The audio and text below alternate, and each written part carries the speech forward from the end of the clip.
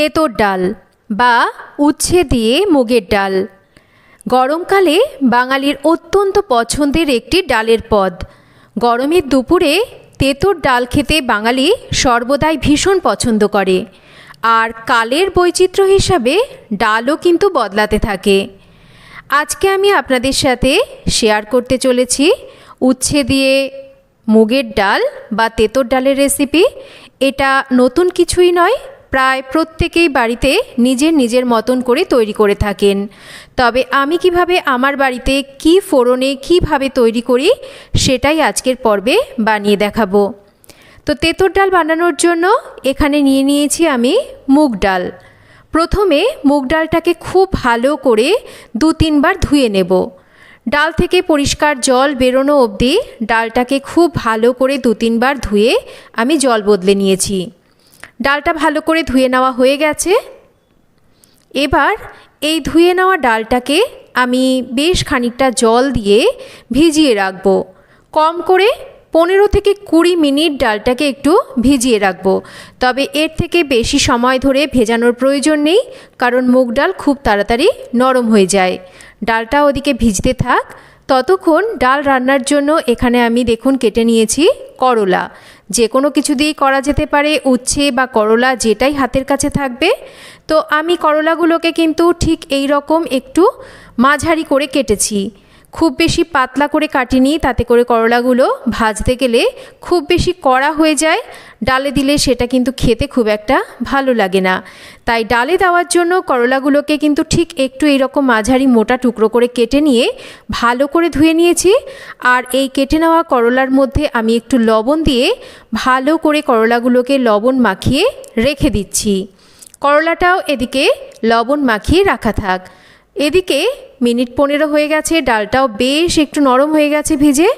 এবার ডালটাকে আমি সেদ্ধর জন্য দিয়ে দিচ্ছি একটা কড়াইতে। আপনারা চাইলে অবশ্যই এটাকে প্রেসার কুকারে সেদ্ধ করে নিতে পারেন।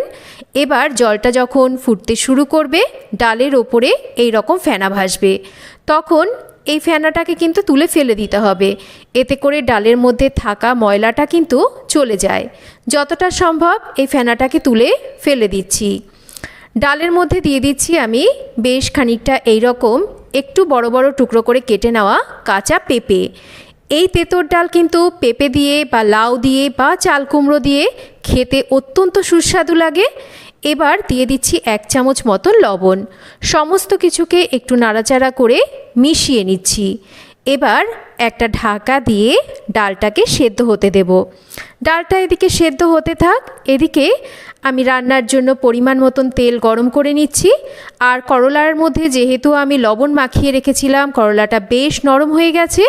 এবার এই লবণ মাখিয়ে নেওয়া করলাগুলোকে গরম তেলের মধ্যে দিয়ে এগুলোকে একটু ভেজে নেব। এতে করে এগুলো ভাজতে কিন্তু আমাদের সময়টা বেশ কম লাগবে লবণটা মাখিয়ে রাখলে। তবে হলুদ দেবেন না, হলুদ দিলে করলা ভাজতে গেলে তেলটা কিন্তু পুড়ে যায় আর একটু কালচে ভাব হয়ে যায়। তাই শুধু লবণ দিয়েই কিন্তু করলাটাকে ভেজে নিতে হবে। আমি করলাগুলোকে বেশ একটু লাল করে ভেজে নিচ্ছি। আমার মনে হয় ডালে দেওয়ার এই উচ্ছে বা করলা একটু লাল করে ভেজে নিলে এটা খেতে ভালো লাগে। আপনারা চাইলে নিজেদের পছন্দ মতন এটাকে কিন্তু হালকা করেও অবশ্যই ভেজে নিতে পারেন। করলাগুলোকে ভেজে নেওয়া হয়ে গেছে। এদিকে ঢাকাটা সরিয়ে নিচ্ছি। ডালটাও কিন্তু আমাদের সেদ্ধ হয়ে গেছে। দেখুন, একটু চেক করে দেখিয়ে দিচ্ছি। বেশ সুন্দরভাবে ডালটা একটু চাপ দিলে নরম হয়ে যাচ্ছে। এই রকমই একটু গোটা গোটা রেখে ডালটাকে আমাদের সেদ্ধ করতে হবে। এবার ডালের মধ্যে দিয়ে দিচ্ছি আমি এখানে 1 বাটি জল। আপনারা নিজেদের পরিমাণ হিসাবে জলের পরিমাণটা এখানে ব্যবহার করবেন। এবার জলটাকে দিয়ে একটু হাই ফ্লেমে রেখে ডালটাকে আমি 4-5 মিনিট একটু ফুটিয়ে নিচ্ছি। যেহেতু আমি এখানে একটু জলের ব্যবহার করেছি, তাই এখানে কিন্তু ডালটাকে 4-5 মিনিট ফুটিয়ে নিলাম। এদিকে আমি ডালটাকে ফোড়ন দেব। তার জন্য একটা গোটা শুকনো লঙ্কা আর একটা শুকনো লঙ্কাকে মাঝখান থেকে ভেঙে দিয়ে দিচ্ছি একটা তেজপাতা।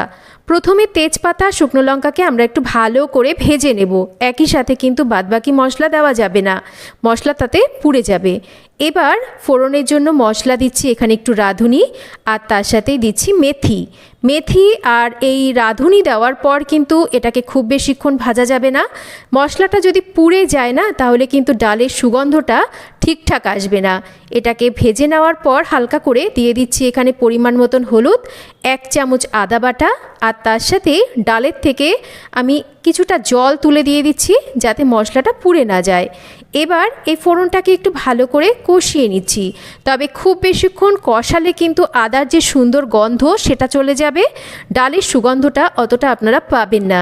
তাই মশলাটাকে হালকা করে কষিয়ে নেওয়ার পর আগে থেকে সেদ্ধ করে নেওয়া ডাল আর ভেজে নেওয়া করলাগুলোকে দিয়ে দেব। গ্যাসের ফ্লেমটাকে কিন্তু এই সময় অবশ্যই মিডিয়াম টু হাইতে রাখতে হবে। এবার ডালের স্বাদটাকে ব্যালেন্স করার জন্য সামান্য একটু মিষ্টি দেব, আর দিয়ে দেব এখানে অল্প করে একটু ঘি। এতে করে ডালের সুগন্ধ কিন্তু দারুণ সুন্দর হবে, আরও বাড়বে। আর ডালের মধ্যে লবণ একটু কম ছিল, আমি চেখে দেখেছি, তাই আরও একটু লবণ দিয়ে স্বাদটাকে আমি ঠিক করে নিলাম। সমস্ত কিছুকে দিয়ে ভালো করে নাড়াচাড়া করে মিশিয়ে নিয়ে ডালটাকে মিডিয়াম টু হাই ফ্লেমে রেখে আরও 3-4 মিনিট ভালো করে রান্না করে নিতে হবে। 3-4 মিনিট রান্না করে নিলেই এই তেঁতুর ডাল কিন্তু আমাদের একদম রেডি। এইভাবে একবার তেঁতুর ডাল বানিয়ে দেখুন, সারা বাড়ি জুড়ে দারুণ সুন্দর একটা সুগন্ধ ম করবে। গরমের দুপুরে এই তেঁতুর ডাল 1 টুকরো লেবু দিয়ে খেতে অসাধারণ লাগে। তো কেমন লাগলো আজকের এই তেঁতুর ডালের রেসিপি একটা কমেন্ট করে জানাবেন।